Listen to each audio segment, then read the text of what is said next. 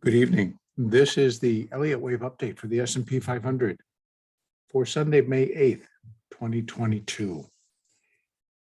Friday was another great trading day. The trading was pretty wild in the fact that we initially opened, went to session lows, within the next hour and a half, went to session highs, and then just worked our way back lower again for primarily the balance of the day.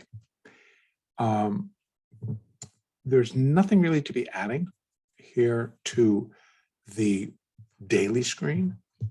The count remains the same. We are in an intermediate third wave down, which also has broken down, and now we're getting ready, or we have started down in the minor third wave of that intermediate third. And we've reached a point that I know I've discussed several times before, but this time I am feeling more strongly that it is a more or a larger point of recognition rather than the smaller ones that we've seen also within third waves. Being that this particular third wave is quite a bit larger in terms of that we're up a degree. And if we go up to a primary degree and we're looking for third wave, it's going to be even bigger. So the point of control is that area where traders, funds, participants, everyone starts to realize that the markets are going in the direction they've kind of been fighting. And that direction is down. So points of recognition also occur to the upside. It just depends on what direction that third wave is moving. So the impulse right now, impulse waves or impulse movements are dictating trend, and that trend is down. And it has been since January. So we're within the down, we're in a down cycle. And so I'd be looking for the points of control on the larger degrees to be happening also to the downside. That suggests that if we're in this minor third, it kicked off beautifully. We ran up, we ran back down. And then we came back up, and now we are heading back lower, but we're kind of stuck. We have not gone below Friday's lows at 40.62. So we went down, we basically equaled 40.62. And that level looks to have completed that minute wave one. So I left off and I had discussed this pattern right here and felt that that was a beautiful third wave. And then I talked about how if we take it up a degree, that what it would look like, it should look like the same. Here it was a very decent, solid drop that was very persistent. That was the third wave. So we're in a minor third wave, and we're getting ready to drop into the three of the minor third. And we go up, and then we're in an intermediate third wave. And again, we're dropping in to that center third wave part. So each time we do that, as one level up, it gets bigger. So now I'm looking for this, but here we're getting ready on that minor level to drop into minute three. So minute three, then for minor three, then for intermediate three. We add them all together, and we will have something that looks like that as we move up and look at our daily charts. Right now in the hourly chart, we're now looking and need to keep open. We're not there yet. So let me just reemphasize that I do believe the point of control is upon us, but prior to that occurring, we may see a small rally back towards Friday's high, Friday session high, which also came within that first hour of trade. And so we got the low and the high, session lows and session highs, all right out of the bat. And so that high came in at 41.51.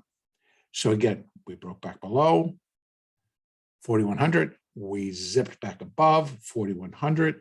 We came back below it. We went back above it.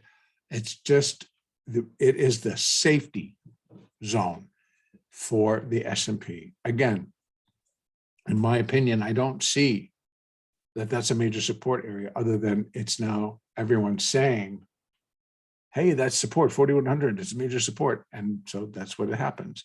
It just keeps going back to it. So I'm just calling it its safety zone. But in any case, I feel that the market is actually will break it and will continue with that stronger downside move. And that will be that point of recognition type move.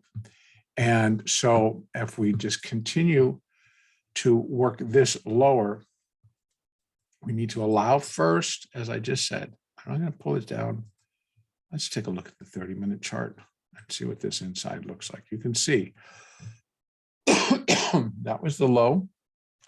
And then we came back down and tested that low and then took off and just rallied all the way up to the session highs. Now, if that is, this was one sub, minute wave one. So now we're looking for minute wave two. It's going to consist of an ABC, A, B, C, B. But now we got this, which doesn't truly fit in all that much. But here we are. So this is on the 30-minute chart. So there's a couple of possibilities that we have one more little drop below 40.78, finishes up this internal B wave, but then we might launch. So if anything, there's a possibility that we're doing a B wave triangle, but it's kind of hard to see right now. So we have to let more of it play out, but that would suggest that we just kind of wedge and then pop to get back up here to put in a C wave. So it would be A, then a B, and then a C, and then drop. We just drop right out of it. So what happens is not a matter of if we're going to drop into that point of control. It's just a matter of when.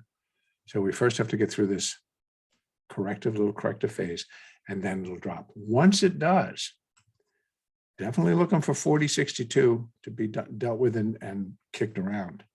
Now I'm going to go back out to that hourly chart. It might be a little bit easier. I get a little bit more room. So we have 40.15. That's up. We definitely should be breaking below 40.56. We've come close twice. We'll definitely break below 40.62 and 40.56, probably all in the same swoon. And then we have 40.15, and then we break 4,000. And then we drop to 39.47. Then we have 38.97, and you can take 38.97 to 3,900. 38.51, and then 37.28. 37.28, minor wave 3 would be equal to minor wave 1. That's what this Fibonacci tells us. That could be an area to pause. That could be an area where we get a third, the largest section of that third in. We do a little 4, come down to a 5th, minor 3 is complete, do a minor 4th wave. And then, here it could finish wave 3, and then a 4 and a 5 to finish minor 3. And then a minor 4 and a minor 5 to complete the intermediate 3. The intermediate 3, I continue to look for down in here, 34 down to 33.72. That's where I believe that the intermediate 3rd will finish. And then we get an intermediate 4th and intermediate 5th. And then we're looking closer to the March 2020 lows in that area to finish that first larger A wave. So it would be a primary A wave finishing down at that level. So for tomorrow, look for this possibility of a completing small rally that'll carry us back to 41.50 area. If we get up there, we have where our resistance is going to be, is that we have the 4, the 8. The 8 is right now at 41.04. The 20 is at 41.20. Then we have these highs at 41.52, and right in that same area is the 50 moving average, the hourly 50. Above all that, we do have Fibonacci resistance at 41.67. That I really do expect the downside is going to continue. The point of recognition is now getting talked about. We're getting more chatter, I'm going to call it, online from different financial news sources. That downside, yes, we're going down. Oh, yes, this is looking serious, blah, blah, blah. In reality, nothing's really changed. It's just been looking serious. It's just now we're going to recognize it. Okay, that's fine. So it's hopefully going to produce some really great trading. Stay on your toes. Be aware of what the moving averages are doing. They have guided us all along when you're using it on your smaller time frames. Use them for entries and exits. Have a great trading day tomorrow. And one last thing, if you have been thinking about it, or if you watched the short little video I made about the trade setup workshops plus trading workshops that I'll be taking part in, I will be co-hosting with a couple of guys from Ninjacators. There are still spots open. And what I wanted to bring to the attention is that there's collectively 12 hours of trading time where you get to sit and watch and participate and ask questions. That's split between myself and Craig from Ninjacators. And so if you've wanted to trade, if you thought about the trade room and you maybe wanted to see how I trade, this would be a great way to come in and take and observe, to participate, to ask questions. And so if that still might be an interest to you, check out that video. And it's also here online. It was posted on Saturday. And there are links in there to get you over to more information. In any case, I am going to wish everyone having a really great trading day tomorrow. And our next update will be on Monday, May 9th.